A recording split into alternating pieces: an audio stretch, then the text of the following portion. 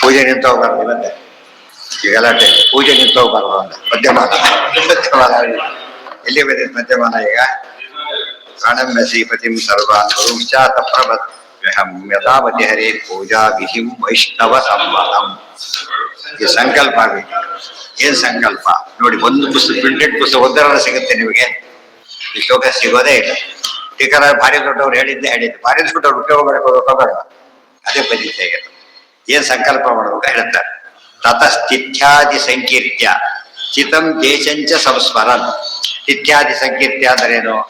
ಸಂಕಲ್ಪ ಸಂಧ್ಯಾ ವಂದನೆ ಹೇಳ್ತೀವಲ್ಲ ಹಾಗೆ ಅಲ್ಲಿವರೆಗೂ ತರಬೇಕಾದ್ರ ಎಲ್ಲಿವರೆಗೂ ಸಂಕಲ್ಪದ ಅಲ್ಲಿ ಏನ್ ಹೇಳ್ಬೇಕು? ಪೂಜೆ ಮಾಡಿದ್ವಿ ಅಂತ ಹೇಳಿ ಈ ಶ್ಲೋಕ ಹೇಳಿ ಅಂತ ಹೇಳಿದ. ಎರಡು ಶ್ಲೋಕದಲ್ಲಿ ಪೂಜೆ ಹೇಗೆ ಮಾಡ್ಬೇಕು ಅಂತ. ಸಂಕಲ್ಪ ಮಂತ್ರ ಅಂತಿಲ್ಲ, ಸಂಕಲ್ಪ ಮಂತ್ರ ಏಕಾಶ ಸಂಕಲ್ಪ ಮಂತ್ರ ಏನಿದೆ? ಅಜ್ಜಸ್ಥಿತ್ವ ನಿರಾಹಾರ. ಗೊತ್ತಾಯ್ತಾ? ಇವತ್ತು ನಿರಾಹಾರ ಇರ್ತೇನೆ, ಶಿವಹೂತೆ ಪರಮೇಶ್ವರ, ನಾಳೆ ಭೋಜನ ಮಾಡ್ತೇನೆ, ಸಂಕಲ್ಪ. ದಶಮಿ ಸಂಕಲ್ಪ, ದ್ವಾದಶಿ ಸಂಕಲ್ಪ. ಆ ತರ ಮಂತ್ರದಲ್ಲಿ ಶ್ಲೋಕದಲ್ಲಿ ಸಂಕಲ್ಪ ಏನಂತಿದೆ? ಅನಂತ ಕಲ್ಯಾಣ ಗುಣೈಕ ಸಿಂಧು ಶ್ರೀ ವಿಷ್ಣುನ ಪ್ರೇರಿತ ಮಾನಸೋಹಂ ತಸ್ಯೈವ ವೀರ್ಯೇಣ ಬಲೇನ ತೇಜಸ ಸಂಜೀವಿತ ಸ್ವಂತ ಉಪಸ್ಥಿತೀಂದ್ರಿಯ ಪ್ರೀತ್ಯರ್ಥಮಸ್ಯೈವ ಕರೋಮಿ ಪೂಜಾ ವಿಧಿಂ ಪ್ರತಿಷ್ಠಂ ಖಲು ತಂತ್ರಸಾರೇ ಬ್ರಹ್ಮಾಂಡ ಸಾಹಸ್ರಪತೇರ್ದಯಾಲೋ ಭಕ್ತ್ಯಾ ಯಥಾಶಕ್ತಿ ಯಥೈವ ಸಂಪದೆ. ಎರಡು ಇಂಪಾರ್ಟೆಂಟ್ ವಾಕ್ಯಗಳು ತುಂಬಾ ಇದೆ, ಎರಡು ಪಕ್ಕವಾಗಿ ಹೇಳ್ತಾರೆ. ಯೋಗ ದೀಪಿಕಾ ನಾರಾಯಣ ಪಂಡಿತಾಚಾರ್ಯ ಬರೆದ ಮಧ್ವಜ ಬರೆದವರು. ಇನ್ನೊಂದು ಎರಡು ಶ್ಲೋಕ ಜಾಸ್ತಿ ಸೇರಿಸ್ತಾರೆ, ಎಲ್ಲ ಸೇರಿಸ್ಕೋಬೇಕು ಆಯ್ತಾ? ಶ್ರೀ ವಿಷ್ಣು ಅನಂತ ಕಲ್ಯಾಣ ಗುಣೈಕ ಸಿಂಧು ಶ್ರೀ ವಿಷ್ಣುನಾ. ನಾವ್ ಹೇಳ್ತೀವಿ ಸಾಮಾನ್ಯ ವಿಷ್ಣು ಪ್ರೇರಣೆ ವಿಷ್ಣು ಪ್ರೀತ್ಯರ್ಥಂ ಅಂತ ಹೇಳ್ತೇವೆ. ಇಲ್ಲಿ ವಿಷ್ಣು ಯಾರು? ಅನಂತ ಕಲ್ಯಾಣ ಗುಣೈಕ ಸಿಂಧು. ಅನಂತ ಕಲ್ಯಾಣ ಗುಣಗಳ ಏಕ ಸಿಂಧುವಾದಂತ. ಸಿಂಧು ಅಂದ್ರೆ ಏನು? ಸಿಂಧು ಸಮುದ್ರ.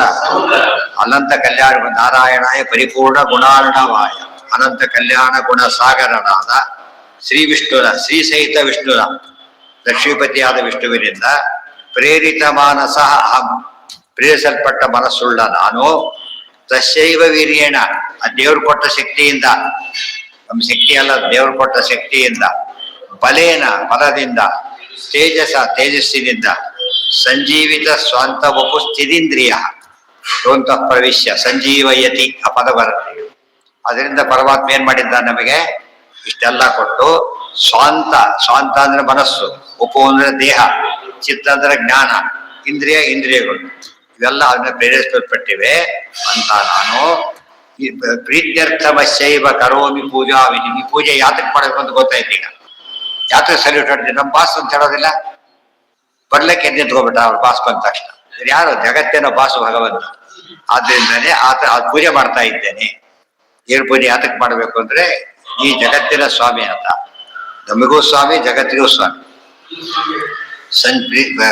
ಸ್ಕೂಲಲ್ಲಿ ಕಾಲೇಜಲ್ಲಿ ಇರ್ತಾರೆ, ಎಲ್ಲ ಬೆಸ್ಟ್ ಕ್ಲಾಸ್ ತಗೊಳ್ಳೋದಿಲ್ಲ, ಬಟ್ ಎಲ್ಲರೂ ಸಾರ್ ಅಂತ ಕರೀತಾರೆ, ಹೌದಲ್ಲ? ಎಲ್ಲರೂ ಸ್ಟಾಫ್. ಆದ್ರೆ ಅವನೇ ಕ್ಲಾಸ್ ಟೀಚರ್ ಆದಾಗ ಭಾರಿ ಸ್ವಾಮಿ. ದೇವರು ಹಾಗಲ್ಲ, ಎಲ್ಲರಿಗೂ ಸ್ವಾಮಿ ಆಗಿದ್ದಾನೆ ಬಿಂಬ ರೂಪದಲ್ಲಿ, ಡೈರೆಕ್ಟ್. ಇದರಲ್ಲಿ ಹಾಗೆ ಇದು ತಿಳ್ಕೊಂಡು ಭಕ್ತಿ ಜಾಸ್ತಿ ಆಗುತ್ತೆ. ಆಗ ಯಾರು ಪೂಜೆ ಮಾಡ್ತೇವೆ ಅಂತ ಗೊತ್ತಾಗತ್ತೆ. ಪ್ರೀತ್ಯರ್ಥ ದೇವ್ರ ಪೂಜೆ ಮಾಡಿದ್ರೆ ಫಟ್ ದೇವ್ರು ಯಾರು ಅಂತಾನೆ ಗೊತ್ತಿರೋದಿಲ್ಲ. ಗೊತ್ತಾಯ್ತಾ? ದೇವ್ರು ಯಾರು ಅಂತ ಕಾನ್ಸೆಪ್ಟೇ ಗೊತ್ತಿಲ್ಲ. ದೇವ್ರ ಪೂಜೆ ಫಸ್ಟ್ ಕ್ಲಾಸ್ ಮಾಡ್ತೀರಿ ಅಂತ ಹೇಳ್ತಾರೆ. ಏನ್ ಮಾಡ್ಬೇಕಾದ್ರೆ ಗಂಧ ಎಲ್ಲ ಮಾಡ್ಕೊತಾರೆ ಪಾಪ. ಗಂಧ ಎಲ್ಲ ತಯಾರು ಮಾಡ್ಕೊಂಡಿದ್ದಾನೆ, ದೇವರೇ ಗೊತ್ತಿಲ್ಲ. 99% ಆಗಿರ್ತಾರೆ. 99% ಸ್ವಲ್ಪ ಅಲ್ಲ. ಜ್ಞಾನ ಬಂದಾಗ ನಿಜವಾದ ಪೂಜೆಗೆ ಅರ್ಥ ಬರ್ತದೆ. ಪ್ರೀತ್ಯರ್ಥಮಸ್ಯೈವ ಕರೋಮಿ ಪೂಜಾ ವಿಧಿಂ ಪ್ರತಿಷ್ಠಂ ಮಾಡ್ತೇನೆ. ಆದ್ರೆ ವಿಧಿ ಇದೆ ಅದಕ್ಕೆ. ಇಷ್ಟು ಪ್ರೀತನಾಗಲಿ ಅಂತೇಳಿ ಪೂಜೆ ಮಾಡ್ತೇನೆ.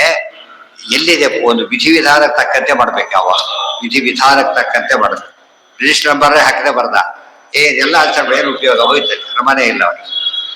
ಪೂಜಾ ವಿಧಿಂ ಪ್ರತಿಷ್ಠಂ ಖಲು ತಂತ್ರಸಾರಿ. ಅಲ್ಲಿ ಪೂಜೆ ಎಲ್ಲಿ ಬಂದಿದೆ? ಪೂಜಾ ವಿಧಿ ತಂತ್ರಸಾರದಲ್ಲಿ ಬಂದಿದೆ. ತಂತ್ರಸಾರದಲ್ಲಿ ಆಚಾರ್ಯ ಹೆಸರಾಯ್ತು, ಅವ್ರ ಗ್ರಂಥದ ಹೆಸರು ಜ್ಞಾಪಕ ಬಂತು, ದೇವ್ರ ಜ್ಞಾಪಕ ಬಂದ. ಅವ್ರ ಶ್ಲೋಕ ಹೇಳೋ ಹೊತ್ತಿಗೆ ಅವ್ರ ಪೂಜೆ ನಿಜವಾದ ಅಧಿಕಾರ ಬಂದಿರುತ್ತೆ.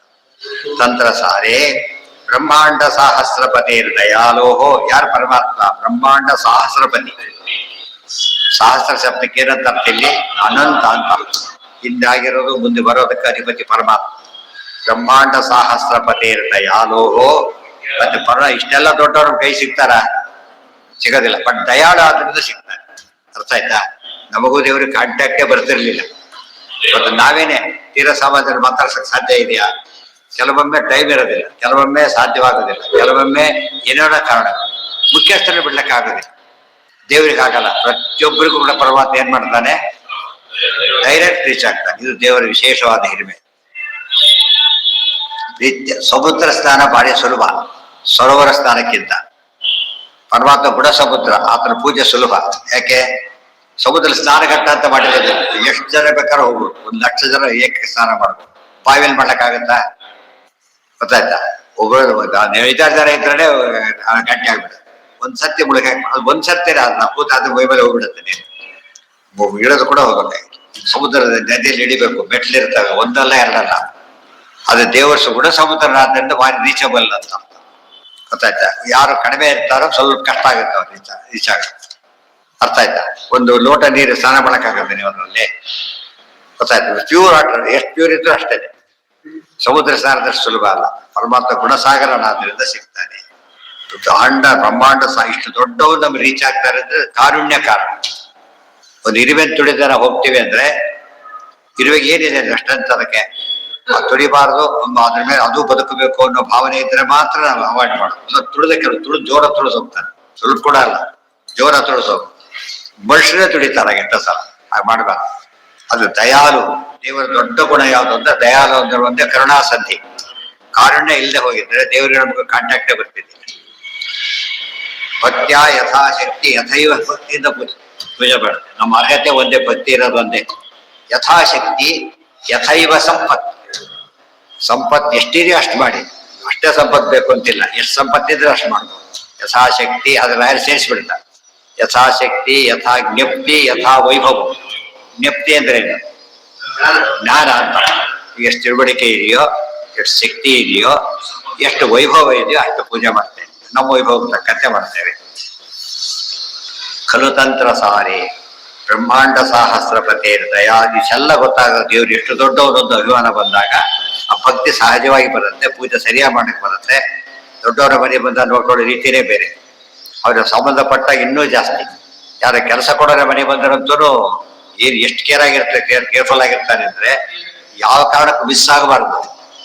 ಆ ತರ ಗಮನ ಕೊಡ್ತಾರೆ. ದೇವ್ರು ಹಾಗಿದ್ದಾನೆ ಅಂತ ಗೊತ್ತಾಗ್ತದೆ. ಸೊ ಎರಡು ಸರಿಯಾಗಿ ಹೋಗಿ ಬಾಯ್ಪಾಠ ಮಾಡ್ಕೊಂಡು ಹೇಳ್ಬೇಕದು.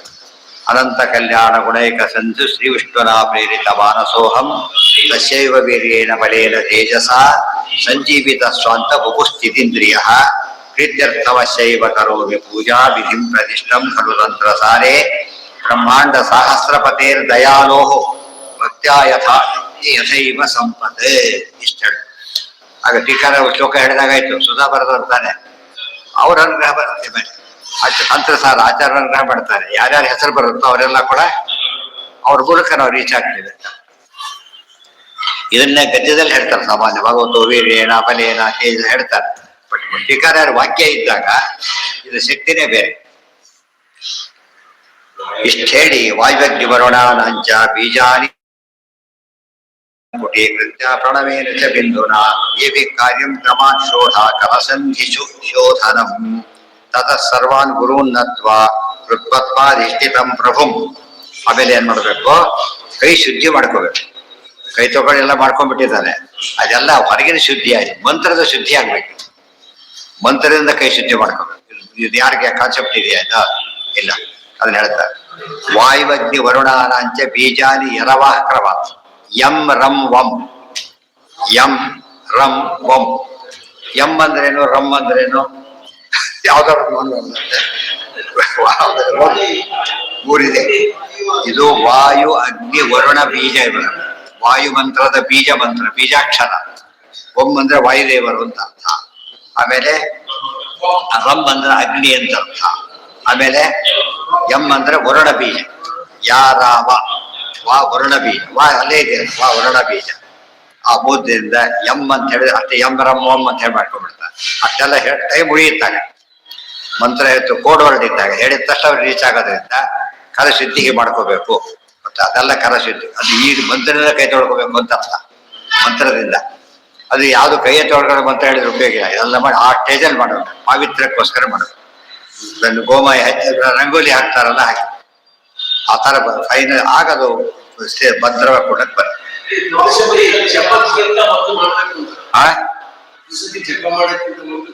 ಎಲ್ಲದಕ್ಕೂ ಬೇಕು ಕರಶುದ್ಧಿ ಎಂಬುದು ಪ್ರತಿಯೊಂದಕ್ಕೂ ಬೇಕು. ಸಂಧ್ಯಾವನ ಗಾಯತ್ರಿ ಮಂತ್ರಕ್ಕೂ ಬೇಕು. ಅದು ಹೇಳಿಕೊಡೋದಿಲ್ಲ. ಸಂಧ್ಯಾವನಕ್ಕೆ ಎಲ್ಲ ಕಟ್ಪಾಗಿ ಹೇಳ್ಕೊಡ್ತಾರೆ. ಸಂಧ್ಯಾವನ ಮೊದಲೇ ಸಂಧ್ಯಾವನೆ ಕೆಡಿಸ್ಬಿಡ್ತಾರೆ. ಅರ್ಜೆಂಟ್ ಇದೆ ಸಾಯಂಕಾಲ ಫಸ್ಟ್ ಸಂಧ್ಯಾವನ ಸಾಯಂಕಾಲ ಸಂಧ್ಯಾವನ ಶುರುವಾಗೋದು. ಅದ ಹೇಳೋರಿಗೆ ಅರ್ಜೆಂಟು ಎಲ್ಲೆಲ್ಲೋ ಹೋಗ್ಬೇಕಾಗಿರುತ್ತೆ. ಅವನು ದೊಡ್ಡವ್ರಿಗೆ ಬಿಡುಗಡೆ ಪುರೋಹಿತರು ಹೋಗ್ಬಿಟ್ಟಿರ್ತಾರೆ ಇರೋದೇ ಇಲ್ಲ. ಈಗ ಸ್ಥಿತಿ ಏನ್ ಬರುತ್ತೆ ಸಂಧ್ಯಾವನೆ ಬಂದ್ರೆ ನಮ್ಮ ಸಂಧ್ಯಾವನೆಯಲ್ಲಿ ಕೆಟ್ಟೋಗ್ಬಿಡುತ್ತೆ. ಅದ್ರ ಮುಂದೆ ಎಲ್ಲ ಕರ್ಮ ಕೆಟ್ಟೋಗ್ಬಿಡುತ್ತೆ. ಫೌಂಡೇಶನ್ ಪ್ರೈಮರಿ ಎಜುಕೇಶನ್ ಅಂತೀವಲ್ಲ ಹಾಗೆ ಪ್ರೈಮರಿ ಸರಿಯಾಗಿ ಆಗದೆ ಹೋದ್ರೆ ಮುಂದೆ ಅವ್ರಿಗೆ ಜ್ಞಾನ ಬರೋ ಚಾನ್ಸಸ್ ಇರುತ್ತೆ. ಪ್ರೈಮರಿ ಇವೆಲ್ಲ ಸಂಧ್ಯಾವನೆ ಮಾಡೋದು ದೊಡ್ಡ ಆರ್ಟ್. ಅದು ಹೇಳ್ಕೊಡೋ ಬಹಳ ಎಕ್ಸ್ಪರ್ಟೈಸ್ ಇರ್ಬೇಕು. ಮೂಗು ಹಿಡ್ಕೊ ಅಷ್ಟೇ ಸಂಧ್ಯಾವನೆ ಓಡಾಡ ಹೇಳ್ಕೊಡೋದೇ ಮೂಗು ಹಿಡ್ಕೊಂಡ ಅವ್ರು ಯಾರಿಗೂ ಗೊತ್ತಿಲ್ಲ ಅಷ್ಟು ಇವ್ರು ಹಿಡ್ಕೊಂಡ್ಬಿಡ್ಬೇಕು ಅನ್ಸಲ್ಲ. ಅಂದ್ರೆ ತಮಾಷೆ ಆದ್ರೂ ಫ್ಯಾಕ್ಟ್ ಅದೆಲ್ಲ ಆಕ್ಚುಲಿ ಫ್ಯಾಕ್ಟ್ ಅದೆಲ್ಲ ಈ ರೀತಿ ಇದ್ರೆ ಹ್ಯಾಪಿ ಆಗಿ ಬರುತ್ತೆ ಅವರಿಗೆ. ಬ್ರಾಹ್ಮಣ್ಯ ಹೇಗೆ ಬರುತ್ತೆ ಸುಳ್ಳೆ ಎಲ್ಲ ನಾಟಕ ಆಗ್ತದೆ. ವ್ಯಕ್ತಿ ಸ್ಕೂಲಿಗೆ ಸೇರಿಸಿದ ಮೇಲೆ ಎಷ್ಟು ಕಷ್ಟ ಮಕ್ಕಳನ್ನ ಅಡ್ಮಿಷನ್ ಮಾಡಿಸಿ ಬಂದ್ಬಿಟ್ರೆ ಆಗತ್ತಾ? ಹೇಗೆ ತಯಾರು ಮಾಡಬೇಕು? ಹೇಗೆ ಭಯಂಕರ ಕಷ್ಟ. ದೊಡ್ಡವ್ರು ಮಾಡೋ ಸುಲಭ, ಮಕ್ಕಳ ಕಳ್ಸೋದು ಭಾರಿ ಕಷ್ಟ. ಅದಲ್ಲ ಇನ್ನೂ ಬಂದಿಲ್ಲ ಅದು. ಇದನ್ನು ಕರಶುದ್ಧಿ ಅಷ್ಟೇ. ಇದು ಮುಂದೆ ಪಾಪೋಷ ದೇವಸ್ಥಾನ ಅದು ಒಳಗಿಂದ ಹೋಗ್ಬೇಕದೀಗ. ಇದು ಹೊರಗಿನ ಶುದ್ಧಿ ಹೇಳ್ತಾ ಇದ್ದಾರೆ. ವಾಯುವ್ಯಕ್ತಿ ವರುಣಾನಾಂಚ ಬೀಜಾನಿ ಯರವಾ ಕ್ರಮ ಪ್ರತ್ಯೇಕಂ ಸಂಪುಟೀಕೃತ್ಯ ಪ್ರಣವೇನ ಚ ಬಿಂದುನ. ಹೇಗೆ ಒಗಟಿದ್ದಾಗ ಹೇಳ್ತಾರೆ. ಪ್ರತ್ಯೇಕ ಹೇಳಬೇಕು. ಪ್ರಣವ ಬಿಂದು ಸೇರಿಸ್ಬೇಕು. ಪ್ರಣವ ಅಂದ್ರೆ ಓಂ ಸೇರಿಸ್ಬೇಕು. ಬಿಂದು ಅಂದ್ರೆ ಅಮ್ ಸೇರಿಸ್ಬೇಕು. ಓಂ ಯಂ ಓಂ ಓಂ ರಂ ಓಂ ಈ ರೀತಿ ಮಾಡ್ಬೇಕು ಅಂತ ಅರ್ಥ. ಹೇಳ್ಬೇಕಾದ್ರೆ ಏನ್ ಹೇಗೆ ಬರ ತೋರಿಸ್ಬೇಕು ಅದನ್ನ? ಹೀಗೆ ಸಂಪುಟೀಕೃತ್ಯ ಅಂದ್ರೆ ಏನು? ಮೊದಲು ಕೊನೆಗೆ ಹೇಳಿದ್ರೆ ವಾಯುಸ್ಥಿತಿಯಲ್ಲಿ ಬರುತ್ತೆ. ಜಗಸ್ಥಿತಿಯನ್ನ ಮೊದಲು ಹೇಳ್ಬೇಕು, ಕೊನೆಗೂ ಹೇಳ್ಬೇಕು. ಅದಕ್ಕೇನೆ ಸಂಪುಟೀಕರಣ ಅಂತ. ಸಂಪುಟ ಮೇಲೂ ಮುಚ್ಚಬೇಕು, ಕೆಳಗೆ ಮುಚ್ಚಬೇಕು, ಅದು ಸಂಪುಟ ಆಗ. ಪ್ರಣವೇನ ಚ ಬಿಂದುನ ಏಭಿ ಕಾರ್ಯಂ ಕ್ರಮ ಶೋಢ ಕರಸಂಧಿಸು ಬಿಂದು ಶೋಧನ ಕರಸಂಧಿಸು ಇದು ಕೂಡ ಆಗ್ಬೇಕು. ಬೆರಳುಗಳ ಮಧ್ಯನೂ ಶೋಧನ ಆಗ್ಬೇಕು. ಕರಸಂಧಿಯಲ್ಲೂ ಆಗ್ಬೇಕು. ಅದು ಅಷ್ಟು ಶುದ್ಧಿ ಆಗ್ಬೇಕು ಅಂತ ಅರ್ಥ. ಏಭಿ ಕಾರ್ಯಂ ಕ್ರಮ ಶೋಢ ಕರಸಂಧಿಸು ಶೋಧನಂ ತತಃ ಸರ್ವಾನ್ ಗುರು ಇಷ್ಟ ಅಂದ್ರೆ ಗುರು ನಮಸ್ಕಾರ ಮಾಡ್ಬೇಕು. ಆಮೇಲೆ ಶ್ರೀ ಗುರುಭ್ಯೋ ನಮಃ ಇತ್ಯಾದಿ ಮಾಡ್ತೇವಲ್ಲ, ದ್ವಾದಶ ಗುರು ನಮಸ್ಕಾರ ಮಾಡ್ಬೇಕು. ನತ್ವಾ ಹೃತ್ವತ್ಪಾದಿಷ್ಠಿತಂ ಪ್ರಭು ಪರಮಾತ್ಮ ಎಲ್ಲಿದ್ದಾನೀಗ? ಪೂಜೆ ಅಂದ್ರೆ ಎನ್ನ ಬಿಂಬಮೂರ್ತಿಯ ಪೂಜಿಪೇನು ನಾನು. ವ್ಯಾಸಾಯ ದೇವರು ನಾವು ಎನ್ನ ಬಿಂಬಮೂರ್ತಿಯ ಪೂಜಿಪೇನು ನಾನು. ಯಾರ್ದೋ ಪೂಜೆ ಅಲ್ಲ, ಬಿಂಬರೂಪಿ ಪರಮಾತ್ಮನ ಪೂಜೆ ಆಗಬೇಕು. ಸಾಲಿಗ್ರಾಮ ಯಾವುದೇ ಇರಲಿ, ಇಲ್ಲಿಂದ ಅಲ್ಲಿಗೆ ಅದನ್ನ ಆವಾಹನ ಮಾಡಬೇಕು. ಮತ್ತೆ ಹೃದಯದಲ್ಲಿ ಉತ್ಪತ್ತಿಯಿಂದ ಪರಮಾತ್ಮನ ಮಾಡ್ಕೋಬೇಕು. ಮಾಡ್ಕೋಬೇಕಾದ್ರೆ ಏನ್ ಮಾಡ್ಬೇಕಾಗ ಕ್ರಮ ಇದೆ, ಸುಮ್ಮನೆ ಮಾಡಿಕೊಂಡು ಬರೋದಿಲ್ಲ. ಸುಷುಮ್ನಾ ಮಾರ್ಗದೋ ನೀತ್ವಾ ವಿನಿದಧ್ಯಾತ್ ಸಮೂರ್ಧನಿ. ಸುಷುಮ್ನಾ ಮಾರ್ಗದ ಸುಷುಮ್ನಾ ಮಾರ್ಗದಿಂದ ಇಲ್ಲಿ ತರಬೇಕು. ಸುಷುಮ್ನಾ ಮಾರ್ಗ ಇಲ್ಲಿ ತಂದ್ಕೊಂಡು ಆಮೇಲೆ ನೀತ್ವಾ ವಿದಧ್ಯಾತ್ ಮೂರ್ಧನಿ ತತಶ್ಚ ಬ್ರಹ್ಮಹತ್ಯೇತಿ ಧ್ಯಾಯೇತ್ ಸ್ವಂ ಪಾಪ ಪೌರುಷಂ. ಈಗ ಪಾಪಪುರುಷ ಧ್ಯಾನ ಇನ್ನು ಆವಾಹನೆ ಮುಗುದಿಲ್ಲ, ಪ್ರೋಸೆಸ್ ಶುರುವಾಗಿದೆ ಅಷ್ಟೇ. ಪಾಪಪುರುಷ ಧ್ಯಾನ ಮಾಡಿ ಆತನನ್ನ ನಾಶ ಮಾಡಬೇಕು, ಸುಟ್ಟಾಕ್ಬೇಕು. ಸುಟ್ಟಾಗಿ ಬೂದಿ ವಿಸರ್ಜನೆ ಮಾಡ್ಬೇಕು. ಆಮೇಲೆ ಪುಣ್ಯಪುರುಷ ಧ್ಯಾನ ಮಾಡ್ಬೇಕು. ಪಾಪುರುಷ ವಿಸರ್ಜನೆ, ಪುಣ್ಯಪುರುಷ ಧ್ಯಾನ ಮಾಡೋದಿಲ್ಲ ಬಹಳ ಜನ, ಅದೊಂದು ಮಾಡ್ಬೇಕು. ಎಲ್ಲ ಹೇಳ್ತಾರೆ ಅದನ್ನೆಲ್ಲ. ಇದೆಲ್ಲ ಕೇಳಿದಾಗ ಇಷ್ಟಿಷ್ಟು ಪೂಜೆ ಮಾಡಿದ್ವಿ ಅಂತ ಏನಿರ್ತದೆ ಅಲ್ಲೇನಾಗುತ್ತದು ಪೂಜೆ ಅಂತ. ಹಳ್ಳಿ ಧಾರವಾಡ ಕಡೆ ಪೂಜೆ ಅಂದ್ರೆ ಏನು? ಝೀರೋ ಪೂಜೆ ಅಂತ. ಆ ಕಡೆ ಯಾರಿಗೆ ಅರ್ಥ ಆಗುತ್ತೆ, ಎಲ್ಲರಿಗೂ ಅರ್ಥ ಆಗುತ್ತೆ. ಪೂಜೆ ಮಾರ್ಕ್ಸೆಲ್ಲ ಪೂಜೆ ತಗೊಂಡ್ಬಿಟ್ಟಾರೆ. ಓಂ ಅತ್ಯುದ್ರಿಕ್ತ ವಿಲೋಷ